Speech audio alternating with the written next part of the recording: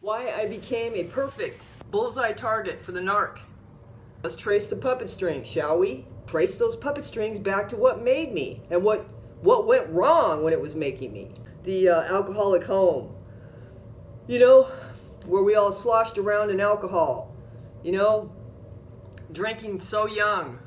And I was born later, so I was basically left on my own. So, every pedophile within 100 miles fucking found me. So we've got a sex abuse past, we've got the alcohol, we've got the neglect, and so what do we have? We have a cauldron full of future self-abuse, which is exactly the road I traveled until I ran face-to-face, toe-to-toe to that narc, who was the epitome of grotesque monster look-alike from my childhood. Just it's the fucking same thing. The narc, my childhood. Just trace this lifeline puppet string of self-abuse from alcoholism to hit-and-run sex addiction to drug addiction to the toe-to-toe standing with the monster. Virtual perfect training camp as a child to be prepared for and be ready for and be in full uniform dress for a narc. I do know that if I don't heal this toxicity that's in me, that attracted this narc, and that caused me to operate in this self-abuse, if I don't start paying attention to this shit, this toxicity is going to cause more self-abuse and is most definitely, certainly, now that I've been exposed, bring me around another narc. I don't care how camouflaged they are. I don't care how smart I am. I don't care how much practice I have, education on narcissism, intuition, whatever. One will get in through my wounds that I didn't clean up. I am very happy with who I am, who is actually kind of somewhat of a simulation of really who I should have been, because I had to construct, just as the narc did, so many different personas, or a different persona. Well, no, the different masks for different occasions, I can camouflage in anywhere, just like a narc.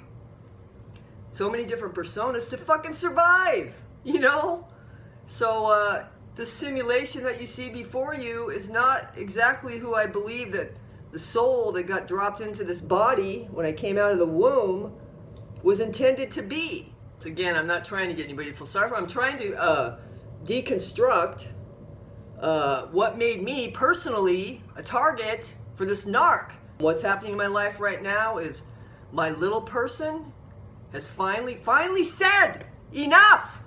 It's enough! Stop the self-abuse. That's it. That's enough. That's it. Time to stop.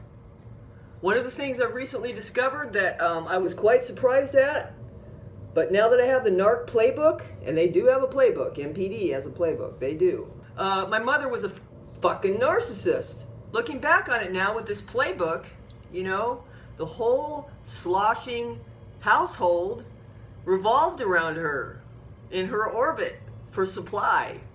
It's a trip, man. She's over, victimhood. Call the ambulance. I'm gonna kill myself.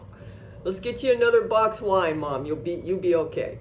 Once I thought that thought, number one, I never thought I didn't know what narcissism was. But as soon as it clicked, man, again, just like with the narc, this is why it's worth doing this work. Because once you hit one dot on yourself, just like the narc, the other dots start clicking up, man. They start clicking up and they start tying into place. The mathematics on it all starts tying together with yarn. And you're able to sew something together that's not that simulation. I am able to sew something together that's not that simulation. I mean, I have, deconstructed factoids on those dots about my mother that are mind-blowing. I mean, the sloshing orbit house, and we were her supply. She never stopped calling her father daddy. I knew from my aunt that he had abused her sexually while her mother stood by and was jealous. So there formed a narc. Some of the other clues about her was she was also very childlike. She talked in baby talk, like literally infantile. I mean, not like cutie to a doggy, You know, there's a reason for that. You know, there's a reason for that. Yeah, so her background was atrocious, you know, just like mine. I mean, she, you know, it just, and I'm stopping it. I don't have any kids. I don't want any kids. Sometimes I wish I'd had one, but I'm stopping the cycle with my little person, you know. That's who's going to be my kid. That's going to be my kid. I don't know where she is. She's locked in a closet somewhere, huddled up in a ball with bruises, and, you know, her orifices are, you know, abused and traumatized, and the door's locked and I can't get the fuck in, you know. But I know the key is somewhere on the planet, and I'm going on the treasure hunt for that, because you know what, there's nowhere else to go. There's nothing else for me to do. The pain of the narc gave me some jet propulsion in this direction. One last clue about my mother. Everything was always about her. Her last words on her deathbed to me were, "You hurt me, and I forgive you." I mean, how grandstanding, grandiose, self-centered of a deathbed legacy comment can you leave? And so there you have it. There's what made me specifically, with a shit mess childhood, the perfect target for a narc. So I'm gonna do my shadow work, or I'm gonna find my inner child, or whatever the fuck it is I have to do to somehow unmask, or not unmask, unpeel this fucking simulation that I had to become because of my childhood. Very similar to the narc. And I find that very odd, fascinating. Anyway, everyone be strong out there, okay? There's hope.